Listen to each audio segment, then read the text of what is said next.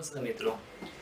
જેમ ગંગા નદી ભારતના વિવિધ પ્રદેશોને તેના પાણી થકી ફળદ્રુપતા બક્ષે છે, તેવી જ રીતે રાજકોટમાં એક વ્યક્તિત્વ એવું છે કે તેઓએ ગંગા વહાવી છે, પણ તે ગંગા જ્ઞાનની વહાવી અને તેઓએ જ્ઞાનનો વિકાસ જ્ઞાનના પ્રચાર અને પ્રસાર થકી લોકોના જ્ઞાનને ફળદ્રુપ બનાવ્યું છે. તેવા શ્રી જ્ઞાન ગંગા ક્લાસીસથી જેમણે શરૂઆત કરી છે તેવા શ્રી કૃષ્ણકાંત ધોળકિયા આજે સ્પીક બિંદાસની સાથે છે. ચાલો આપણે તેમની સાથે આજે શિક્ષણને લગતી બાબતો વિશે ચર્ચા કરીએ. ધોળકિયા સર, સ્પીક બિંદાસમાં આપનું ખૂબ ખૂબ સ્વાગત છે. મારો પહેલો પ્રશ્ન આપને એ જ રહેશે, જ્ઞાન ગંગાની શરૂઆત કેવી રીતે અને ક્યારે થઈ? શૈક્ષણિક ફિલ્ડમાં હું 1970 થી આવ્યો. શાળાની અંદર મેં 2 વર્ષ સુધી કાર્ય કર્યું અને એ 2 વર્ષ દરમિયાન વિદ્યાર્થીઓમાં એટલો બધો મને રસ પડ્યો, એનામાં જે નિર્દોષતાઓ મેં જોઈ, એનામાં જે જ્ઞાનની ભૂખ જોઈ, એટલે પછી વધુ વિદ્યાર્થીને સ્વીકારવા મેં પછી જ્ઞાન ગંગા ક્લાસીસની 1972માં શરૂઆત કરી. આજે એક જ્ઞાન ગંગા 38 વર્ષ થયા સતત અવિરત રીતે વયા કરી રહી છે. જ્ઞાન ગંગા એ નામ જ એટલું રસપ્રદ છે કે કોઈ પણ વ્યક્તિ વાંચે એટલે ખ્યાલ જ આવી જાય કે જ્ઞાનની ગંગા છે. તો આ નામ આપણે સૂઝ્યું કે એકચ્યુઅલી એ જ્યારે મારે વિદ્યાર્થીઓને સમૂહમાં ભણાવવાની વાત આવી ત્યારે કોઈ એક ઇન્સ્ટિટ્યૂટનું બેનર તો આપવું જરૂરી બન્યું હતું. તો શું નામ આપવું? મેં વિદ્યાર્થીઓમાં જ કીધું, મને કે તમે નામ આપો. અને છોકરાઓએ એમ જ કીધું કે સાહેબ, તમે જે બોલો છો, તમે જે વાતો કરો છો, તમે જે ભણાવો છો, એ ગંગા જેવું લાગ્યા કરે છે અને એ જ્ઞાનની ગંગા જેવું હોય અમને લાગે છે. આપણે જ્ઞાન ગંગા જ નામ આપીએ અને વિદ્યાર્થીઓએ જ આપેલું આ નામ મેં સ્વીકાર્યું અને જ્ઞાન ગંગા નામ આપ્યું. ખૂબ સરસ. વિદ્યાર્થીઓ માટેની જે પ્રવૃત્તિ છે એમના નામ થકી જ આપ એ વસ્તુ આગળ ચલાવી રહ્યા છો. એક પ્રશ્ન એવો પણ ઉદ્ભવે છે કે આપની દ્રષ્ટિમાં ખરું શિક્ષણ કેવું હોવું જોઈએ? ખરેખર તો શું છે, વિદ્યાર્થીઓને પાઠ્યપુસ્તકનું તો બરાબર જ છે આપણે, પણ એનું જીવન લક્ષ્ય, મૂલ્ય લક્ષ્ય, સિદ્ધાંત લક્ષ્ય એવું જો શિક્ષણ પ્રાપ્ત થાય તો એ એમની સાચી કારકિર્દી ઘડતરમાં કામ લાગશે. અત્યારનું શિક્ષણ મહદઅંશે આપણે જોઈએ છીએ કે થોડું વધારે ગુણલક્ષી છે. એમાં વિદ્યાર્થીઓના મા બાપ તરફથી પણ એ જ રેસ હોય છે, એ માંગ એ પણ છે. તો આપની દ્રષ્ટિએ એક ગુણલક્ષી શિક્ષણ કેટલું યોગ્ય છે? એટલા માટે કે હવે અત્યારે સ્પર્ધાત્મકતા આવી છે. દરેક ફિલ્ડમાં જ્યારે સ્પર્ધાત્મકતા છે ત્યારે વિદ્યાર્થીને એ રેસમાં પણ તમે નથી છૂટું નહીં પાડી શકો, કારણ કે નિતર એની સ્પર્ધાત્મકતામાં તે ટકી નહીં શકે, ઊભો નહીં રહી શકે. માટે એ રીતે પણ તૈયાર કરવું જરૂરી છે. એની સાથે સાથે એમને એમના નીતિ, એમના સિદ્ધાંતો, એમના મૂલ્યો, એમનું પણ શિક્ષણ જરૂરી છે. એટલે એ પણ આપવું પડે, જે અત્યારના શિક્ષણમાં થોડું ઓછું હોય એવું લાગ્યા કરે છે. આપની જે શિક્ષણ જગતની શરૂઆત જ્ઞાન ગંગા ક્લાસીસથી થઈ, આપણે વાત કરી હમણાં. એની સાથે સાથે હવે ધોળકિયા સ્કૂલના માધ્યમ થકી આપ વધારે આગળ વિદ્યાર્થીઓને શિક્ષણ આપી રહ્યા છો. તો આપનું જે સંકુલ છે શાળાઓનું, તો ત્યાં કઈ પ્રકારની સિસ્ટમથી શિક્ષણ અપાઈ રહ્યું છે? એકચ્યુઅલી વિદ્યાર્થી અમારી પાસે 2 કલાક રોજ કોચિંગ ક્લાસીસમાં ભણવા આવતા હતા, પણ વિદ્યાર્થીના વાલીની એવી એક અપેક્ષાઓ થઈ કે સાહેબ 2 કલાક આટલું શ્રેષ્ઠ ભણાવી ને આટલા બોર્ડમાં ટોચરનું રિઝલ્ટ લાવું છું, તો એ જ બાળકોને 5 કલાક ભણાવવું હતું. અને એ ભાવથી પછી અમે સ્કૂલિંગ ફિલ્ડમાં આવ્યા.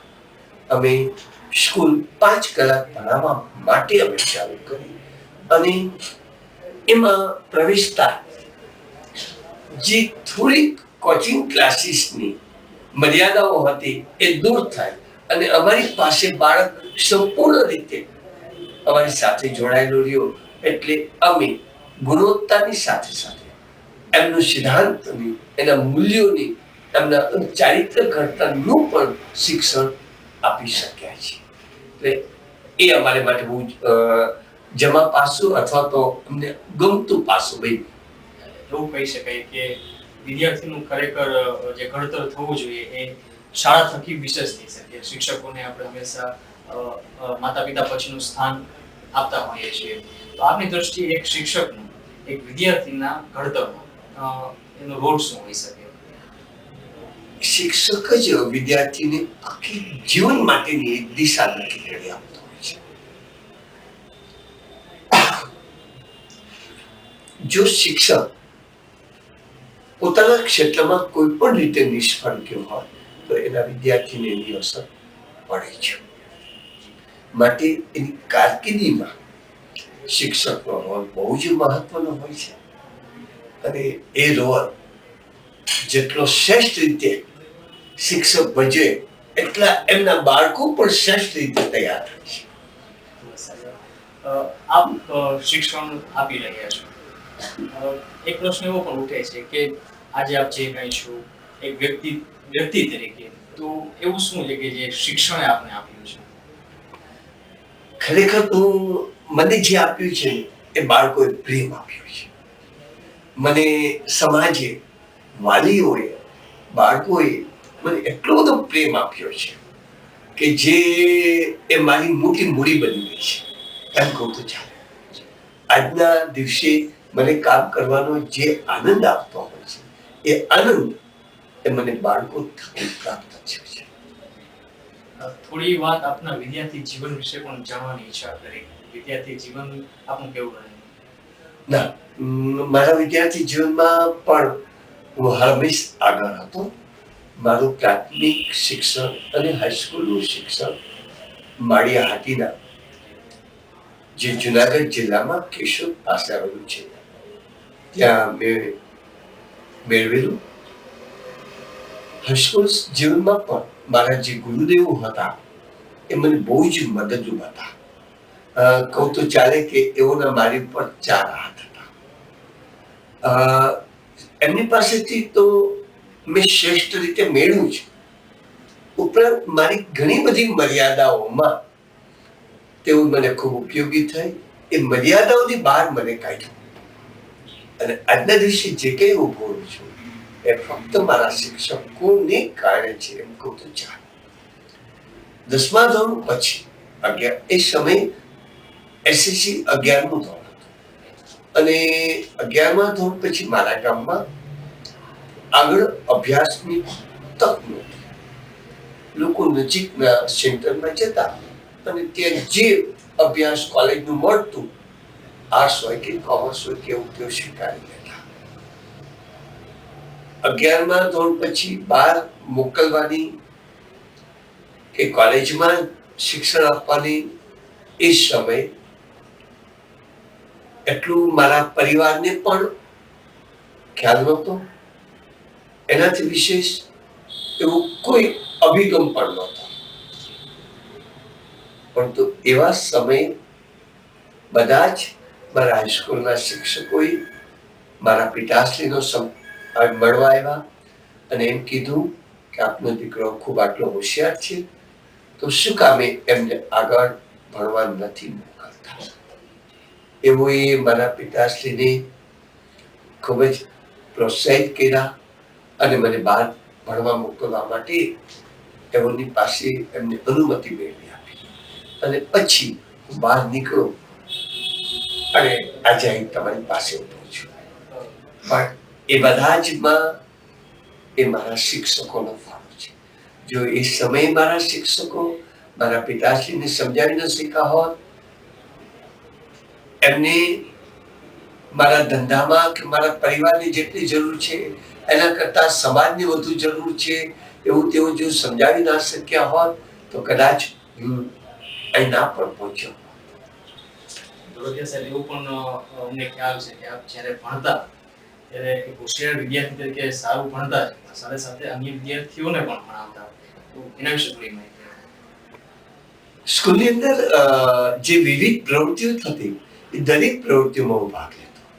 એમાં જેથી શિક્ષક દિન હોય જી તે દિવસે તો મારો રોલ અનેરો હતો અને એ મારા રોલને જોઈને શિક્ષક ને અમારા આચાર્યશ્રી મને વારંવાર ક્લાસરૂમની વિશેષ જવાબદારી પણ સોંપતા. એમની ટીચર્સ જ્યારે ના હોય ત્યારે મોનિટરિંગ કરવું,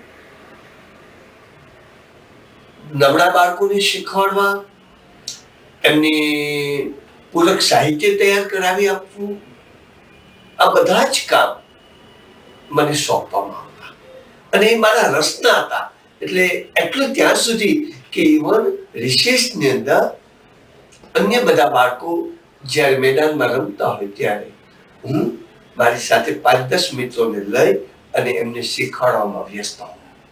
હું એમને કંઈ પણ એમની ડિફિકલ્ટી હોય તો એમની સાથે એમને કેમ પ્રોબ્લેમ સોલ્વ થાય એ હરમેશ હું એમની સાથે બેસી અને ચર્ચા કરતો. એટલે એને કારણે એમ કહું તો ચાલે મારામાં રહેલો શિક્ષક જીવનો વિકાસ થતો હતો. ખાસ એવું પણ કહી શકાય કે શિક્ષણ એ આપણા માટે વ્યવસાય પછી છે, પરંતુ પહેલા એ આપના એક અંદરના રસની વાત છે. હા, હું વ્યવસાય તરીકે તો બહુ એમાં મોટો દાખલ થયો, પણ બી તો મારો આ શિક્ષક દિનથી રોપાણું હતું. શિક્ષક દિનના મારા કાર્યમાં મને જે આનંદ આવતો હતો એટલે એ મારામાં એક શિક્ષક તરીકેનું બી રોપાઈ ગયું. મને આમાં તો બહુ જ મજા આવે છે. બાળકો સાથે આટલો સરસ રીતે આપણે શીખવાડી શકીએ. આપણી જ ઉંમરના બાળકો હોય પણ તેઓ હંમેશ આપણને માન આપતા થાય, એ મને બહુ ગમવું માંડ્યું. અને એમ કરતા કરતા એ મારો રસ મારા આચાર્ય અને મારા શિક્ષકોએ પોષ્યો. એમ કહું તો ચાલે કે એમને સિંચન કર્યું અને પછી એ વટવૃક્ષ સ્વરૂપે બાંધ્યું. હાલની તારીખે આપ ખૂબ જ સારી રીતે શિક્ષણ સંકુલો ચલાવો છો. ભવિષ્યની કોઈ વિશિષ્ટ યોજનાઓ કરી? હાલ તો એવું કોઈ અત્યારે મનમાં નથી, પણ એમ થાય છે કે ખાલી શિક્ષણ, ખાલી બોર્ડ એક્ઝામ થી વિશેષ કંઈક આપણે આપીએ સમાજને. અને અહીંના આપણા રાજકોટ, સૌરાષ્ટ્ર કે ગુજરાતમાં આપણે જે રીતે કોઈને કોઈ રીતે કદાચ પાછા પડતા હોય તો એક ખોટ પૂરી કરવાનો પ્રયત્ન કરીએ. અને એવું અમે શાળામાં આવ્યા પછી અમારી પાસે જે સમયની મોકળાશ વળી એટલે અમે આ અન્ય વિકલ્પો છે એમાં વધુ ને વધુ આગળ નીકળવાના પ્રયત્ન કરીએ. છેલ્લા 5 વર્ષ થયા વિજ્ઞાન ક્ષેત્રે ગુજરાતના બાળકોનો રસ ને રુચિ ઓછી હતી. અમે નાના બાળકોમાં એ વિજ્ઞાનનો રસ કેળવાયવા પ્રયત્ન કર્યા. એમને ધીમે ધીમે ડેવલપ કરતા કરતા વિજ્ઞાન મેળામાં ભાગ લીધા. રાજ્ય કક્ષાએ અને રાષ્ટ્રીય કક્ષાએ પણ અમે સ્પર્ધાઓમાં ઉભા રહ્યા. એ બાળકો ત્યાંથી નંબર પ્રાપ્ત કર્યો, એને વધુ પ્રોત્સાહિત કરી અને મેં આંતરરાષ્ટ્રીય લેવલે લાવ્યા. 2008માં આપણી સ્કૂલની 2 દીકરીઓ પૂજા ધોળકિયા અને રિદ્ધિ દાસાણી આંતરરાષ્ટ્રીય વિજ્ઞાન મેળામાં ભારત દેશનું પ્રતિનિધિત્વ કરવા માટે ગઈ અને વિશ્વના 63 દેશોના 1512 વૈજ્ઞાનિકોની વચ્ચે આ 13-14 વર્ષની ઉંમરની દીકરીઓ 9મા ધોરણમાં ગુજરાતી માધ્યમમાં અભ્યાસ કરતી દીકરીઓ ત્યાં સ્પર્ધામાં ઊભી રહી અને વિશ્વ લેવલે 3જો નંબર લાવી. પ્રોજેક્ટ શું હશે? એમનો પ્રોજેક્ટ હતો એ ફળ ફ્રૂટ અને વનસ્પતિઓમાંથી કુદરતી રંગ પ્રાપ્ત કરવા અને એનો પેટ્રોલિયમમાંથી બનતી શાયની જગ્યાએ એનો ઉપયોગ કરવો. આજ માર્કર પેનની અંદર પેટ્રોલિયમ શાય વાપરી છે એને બદલે ટમેટામાંથી બનતી લાલ શાય કે મેથીનામાંથી બનતી એ લીલા કલરની શાય કે હળદરમાંથી બનતી પીળા કલરની શાય કે કોફીમાંથી બનતી બ્રાઉન કલરની શાય એ કુદરતી રીતે પ્રાપ્ત કરી એને બધા વિવિધ ટેસ્ટમાંથી એને પસાર કરી અને એ માર્કર પેનની જગ્યાએ ઉપયોગમાં એમને મૂક્યો એટલું જ નહીં, બધા જ પ્રકારના એ ટેસ્ટમાંથી એમને પસાર કરી અને એવું પ્રસ્થાપિત કર્યું કે પેટ્રોલિયમની જગ્યાએ આ સાર વાપરવાથી એક તો પર્યાવરણને નુકસાન ઓછું થશે, પ્રદૂષણ પણ ઘટશે, ભવિષ્યમાં પેટ્રોલિયમ ખૂટી જશે તો એક વૈકલ્પિક પણ હશે અને આ સાર પેટ્રોલિયમની જગ્યાએ ફક્ત 3%ની કિંમતમાં એ વિશાળ માત્રામાં ઉપલબ્ધ છે, તો એનો ઉપયોગ કરીને માનવ જાતને વધુ લાભદાયક બનશે. તો વિશ્વમાં ત્રીજે નંબરે આવે. 2009 ની અંદર ફરી અમારી દીકરી વૈષ્ણવ હતા, એ રાજ્ય કક્ષાએ નંબર મેળવી, રાષ્ટ્રીય કક્ષાએ ગઈ, રાષ્ટ્રીય કક્ષાએ નંબર પ્રાપ્ત કરી અને ઇન્ટરનેશનલ લેવલે આંતરરાષ્ટ્રીય વિજ્ઞાન મેળામાં સમગ્ર વિશ્વમાં એમને બીજો નંબર પ્રાપ્ત કર્યો. એનો પ્રોજેક્ટ પણ બહુ સરસ હતો કે પેલી લાકડાની સાથીઓ બધી કપાસની જેમાંથી પાક લીધા પછી આ નકામી વસ્તુઓ છે જેને કાં તો બાળી નાખવામાં આપણે ઉપયોગ કરીએ છીએ, એ નકામા પદાર્થની સાથીઓનો ભૂકો કરી એ પ્લાયવુડ બનાવ્યું અને એ કુદરતી જે પ્લાયવુડ બનાવ્યું એટલે વૃક્ષ કાપવાનું બચ્યું અને આ પ્લાયવુડ જે બન્યું એ બધા જ પ્રકારના વાતાવરણમાં, પછી ભેજવાળું હોય, પાણીની અંદર હોય કે અન્ય પ્રકારના વાતાવરણમાં પણ તે સરસ રીતે કામ કરી શકે એ પ્રકારના બધા જ લેબોરેટરી ટેસ્ટમાં તેને પસાર કરી છે અને એ પ્લાયવુડનો જે પ્રયોગ કર્યો એ પ્રયોગ વિશ્વ લેવલે અમે રજૂ કર્યો. વિશ્વના 1512 વૈજ્ઞાનિકોની વચ્ચે આ 10મા ધોરણમાં અભ્યાસ કરતી 15 વર્ષની ગુજરાતી માધ્યમની દીકરી વર્લ્ડમાં બીજો નંબર મેળવ્યો.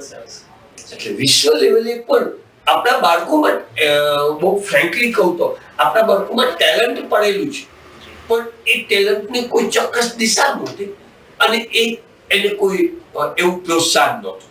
આપણી શાળા સંકુલોમાં એક એવું એને પ્લેટફોર્મ પૂરું પાડવાના પૂરા પ્રયત્નો કરવામાં આવે છે કે જેની અંદરની જે ટેલેન્ટ છે, પ્રતિભા છે, એ યોગ્ય દિશામાં આગળ વધે. ખૂબ જ સરસ છે. આ દીકરીની તો જિંદગી કેવી બની ગઈ. અને કહું છું કે વિશ્વ લેવલે એમને જ્યારે અવસર ચાન્સ મળ્યો એટલે ગુજરાત માટે પણ ગૌરવરૂપ બન્યું અને એનાથી વિશેષ આપણને એમ થયું કે ભારતના 100 કરોડ લોકોના પ્રતિનિધિ તરીકે તે દીકરીઓ ત્યાં અમેરિકા પહોંચી અને ત્યાં ભાગ લીધો. એ કેવું મોટું ગૌરવ છે, ખૂબ જ બહુમાન છે. અને ખાસ તો એમના જે દીકરીઓ ઉંમર આપે કીધી 15 વર્ષ, એનું કોન્ફિડન્સ કઈ હદે વધી શકે આપણે સમજી શકીએ. હા, અને ત્યાં પણ પછી ગુજરાતી માધ્યમની એટલે નોટ સમજ્યું કે તમારા જ્ઞાનને ભાષાનું બંધારણપણું નડતું નથી. બિલકુલ, ખૂબ જ સાચી વાત છે. જેમ પછી રસ્તાઓ એની મેળે થતા રહે છે પ્રતિભા હોય તો. પછી ગયા વર્ષેથી મેં એવું વિચાર્યું કે વિજ્ઞાન સાથે આપણા બાળકો ગુજરાતની એન્જિનિયરિંગ કોલેજમાં તો પસંદ થાય છે, પરંતુ નેશનલ લેવલની કોલેજો, આઈઆઈટી કે એની સમકક્ષ કોલેજોમાં શું કામે ગુજરાતના બાળકો નથી જતા? તો એ પણ એમના પાસે એક તો દિશા સૂચન નહોતું અને એ પ્રકારનું યોગ્ય એમને માર્ગદર્શન પણ નહોતું. તો છેલ્લા 2 વર્ષથી અમે એમાં ખૂબ મહેનત કરી રહ્યા છીએ. ગયા વર્ષે અમારો એક વિદ્યાર્થી આઈઆઈટીમાં પસંદ થયો અને ટોચના નંબર ઉપરથી આવ્યો. આજે એ આઈઆઈટી રૂડકીમાં પોતે અભ્યાસ કરી રહ્યો છે.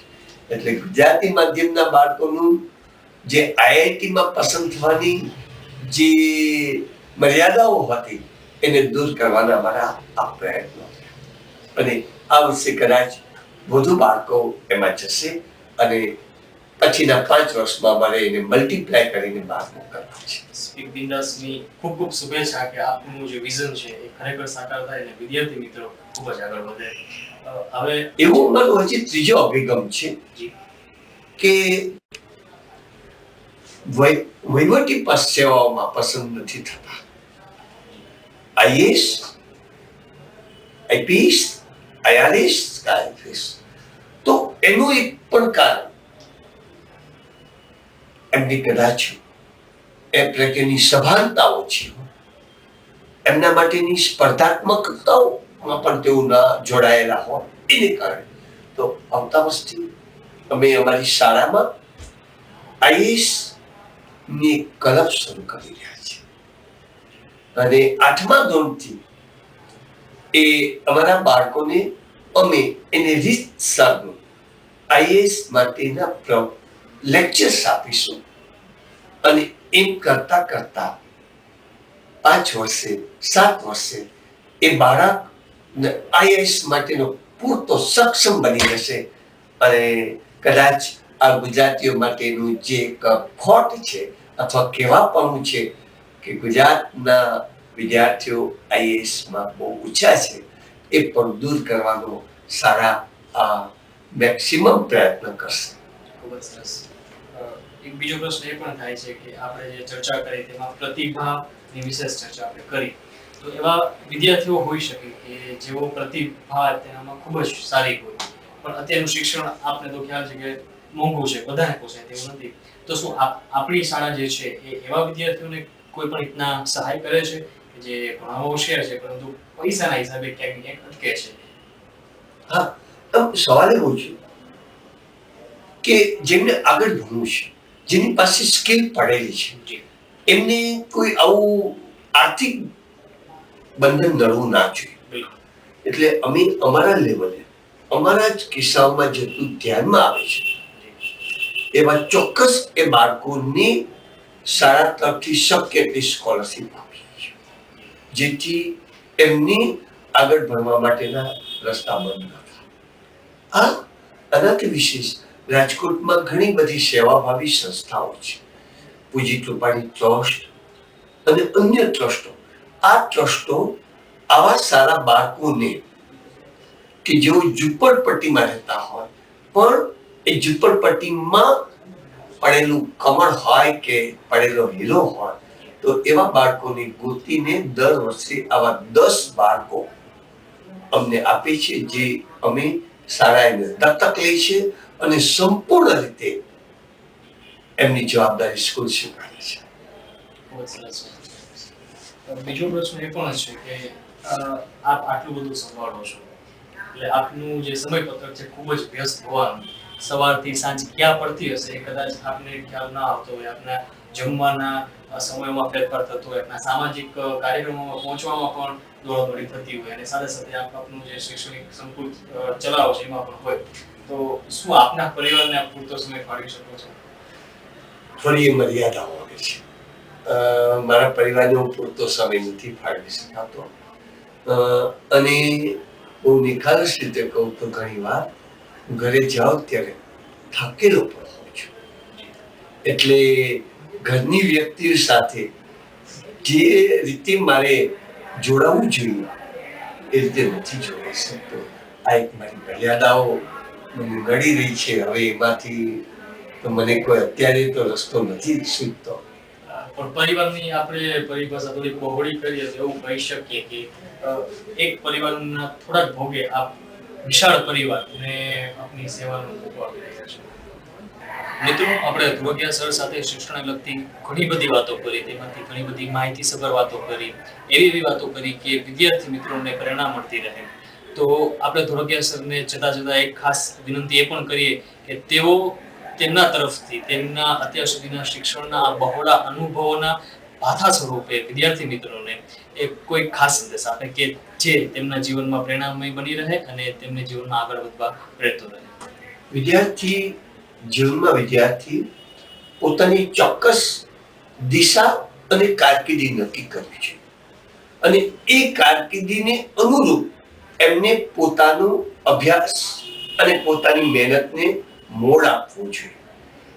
જો એવો એક શ્રેષ્ઠ કારકિર્દી બનાવવા માંગતા હોય તો એ પ્રકારની એની મહેનત પણ શ્રેષ્ઠ હોવી જોઈએ.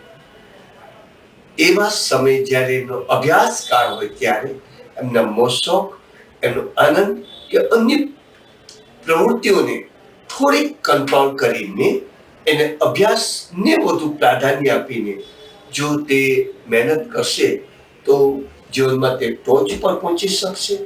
હું એમ કહું તો ચાલે કે 24 કલાક કલાકમાં એને 25 કલાકનું જો એ કામ કરશે તો એની સફળતા એના હાથમાં જ હોય છે. ધોળકિયા સર, આપણે આપણા ખરેખર વ્યસ્ત સમયપત્રકમાંથી પણ સમય કાઢીને અમારી સાથે વાતચીત કરી. ખાસ તો શિક્ષણ વિશે સ્પીક વિન્દાસના વ્યુઅર્સ સાથે આપણે ઘણી બધી માહિતીસભર વાતો કરી, જે ચોક્કસ તેમના જીવનમાં પ્રેરણામય બની રહેશે. તેના બદલ આપનો ખૂબ ખૂબ આભાર. Thank you very much. આવજો અને દરેકને મારી શુભકામના.